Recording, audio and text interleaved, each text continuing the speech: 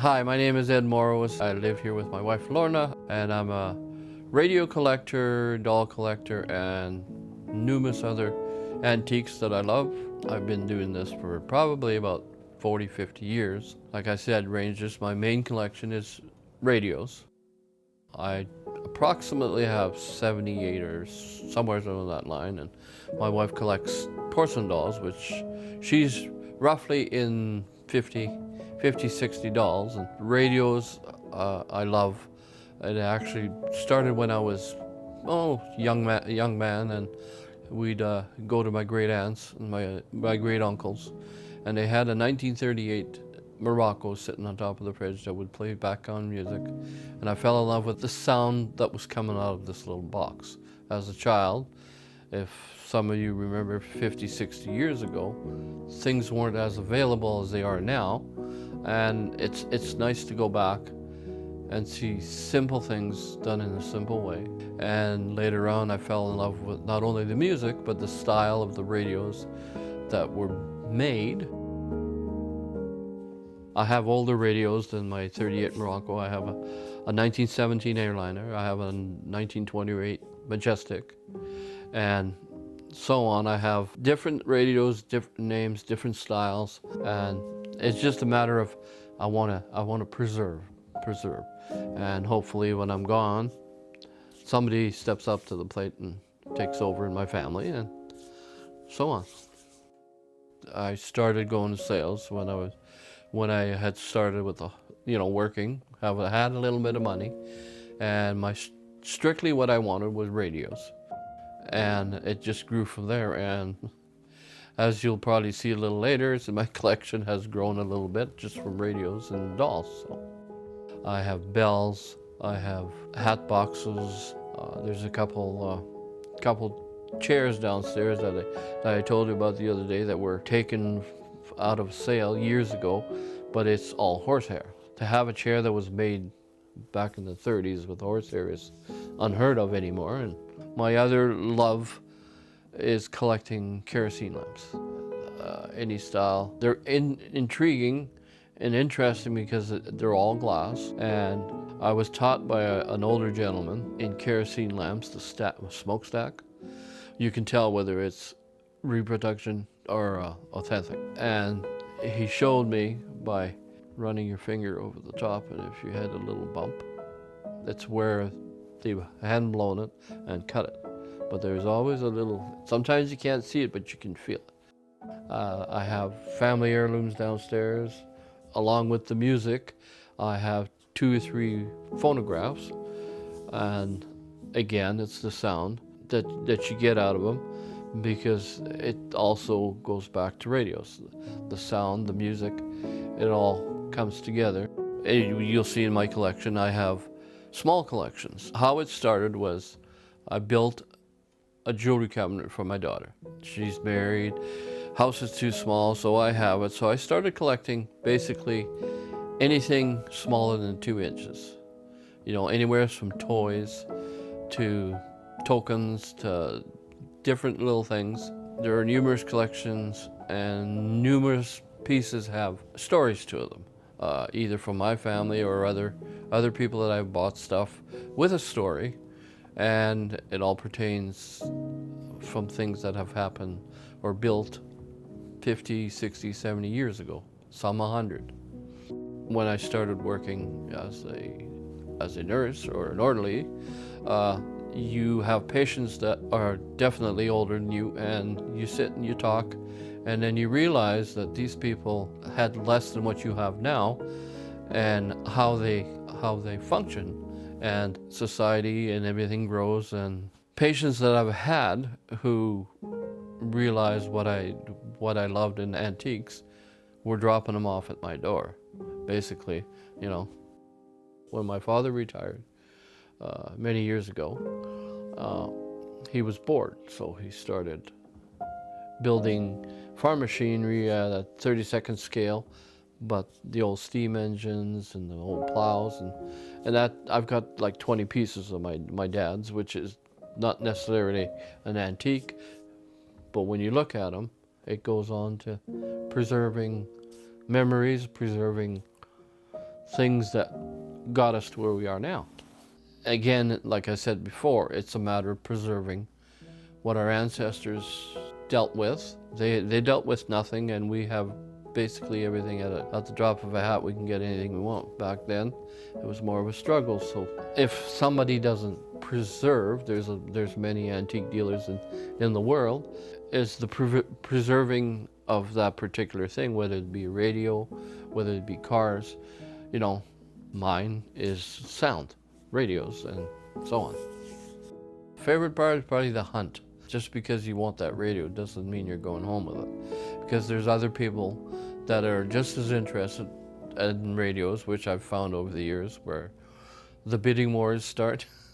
And I've lost a few, and I've won a few, but it's the total excitement of a new radio, a new style. Preferably, if it works, great, but not all of them do.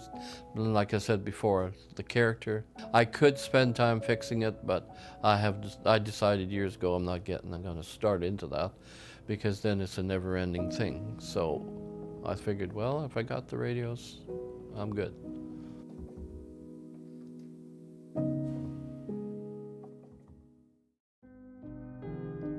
Well, again, I'm going to go back to my favorite 38 Morocco from my aunts. Second, we had a farmer lived 3 miles south of us, and the reason I remember that one is he was the kind of farmer, if he didn't like you, you couldn't get anything out of him. So I went with my dad the one day, and he introduced me to him. I was in my 20s then, but he couldn't remember me, and my dad approached him quietly and slowly, and I said, "You always talked about a couple radios that you have." Then next thing you know, we're in the basement, and the farmer tells me to hold up a 2x4. And he went in the dirt. It was a dirt basement. He came out of the hole he was in, and he's carrying this box. And it was full of dirt, you know, and I was thinking, this is not what I want. But then I thought, we started taking the dirt off and the mud off, and here is one of my prized collections, is a 1917 airliner. I said, yeah, I'll take it. And he said, I have another one, but it's upstairs in the attic. I said, you're going to have to go up. And so I did, and when I lifted the lid, staring right at me in the face was a 1928 Majestic in the original box. So we bring it down, and so I said to him, so I'll take both of them. It's how much do you want? I said, they're not worth anything to me. I said, well, they're worth something. He wouldn't give me a price, so I said, well, I'm not going to start high. I said, I'll give you $10 a radio. And he looked at me and repeated the answer in French, because I come from a French community, and he basically told me how stupid I was to be spending money on these two boxes. I said, well, no. He says, I'm quite interested. So I literally had to take $20 and stuff it in his pocket, and he returned it a couple times, and I finally said, no, take the $20. So off I went with these two radios. The third one is intriguing because this just happened a few months ago.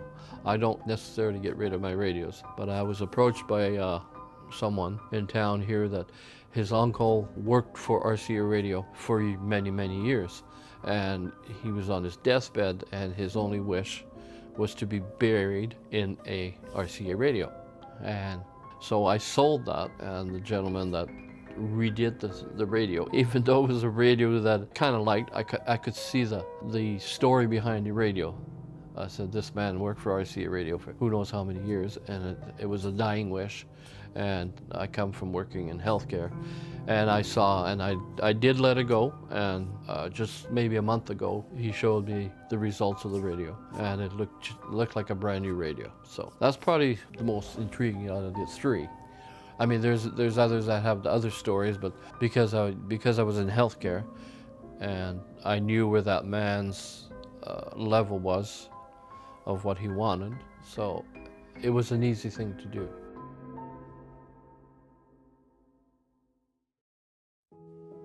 Nowadays, a lot of people that are having issues in life. The sound of the radio, if you thoroughly enjoy it, if you're having a bad day, You stick yourself in the corner, you listen to, it doesn't matter what the music is, just listen to the sound.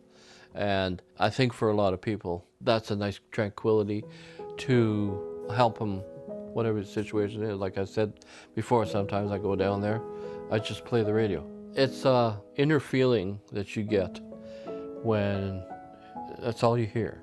The sound of the piano, you know, the singing, whatever. It soothes the soul. And these days there's a lot of so many things that people are fighting, you know.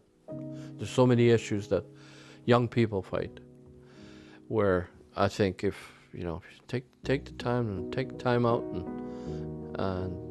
let the sound go within you, and even let's say a senior, or it could be me one day, sitting in a nursing home and nothing, you know, there's nothing for them to do, but they have that old radio sitting there, or they have whatever music they have, and they'll sit there and they'll get peace.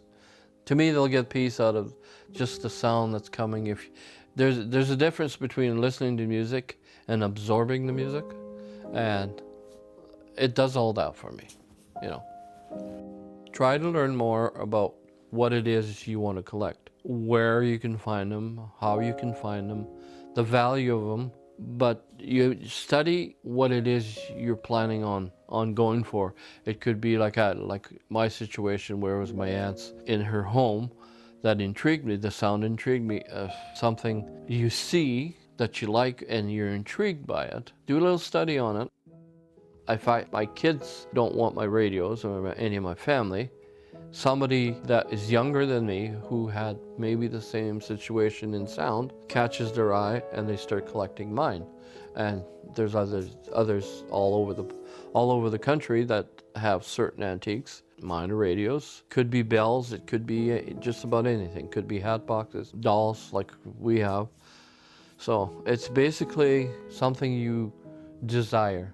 Maybe it's not worth your while, because somewhere down the line somebody might want them all and pay you a good price for it. And like we all get old, sooner or later you gotta have to start getting rid of stuff. But while I'm still here, I'm still enjoying it very much. And it's just, what I collect are things from the past. They've come and gone, but I think people need to realize where everything came. You know, where the radios came, who made them, you know, how we got to where we were. And just whatever it is you collect, you'll get a pleasure out of it. It says it's fulfilling, it's good, and it's basically follow your heart.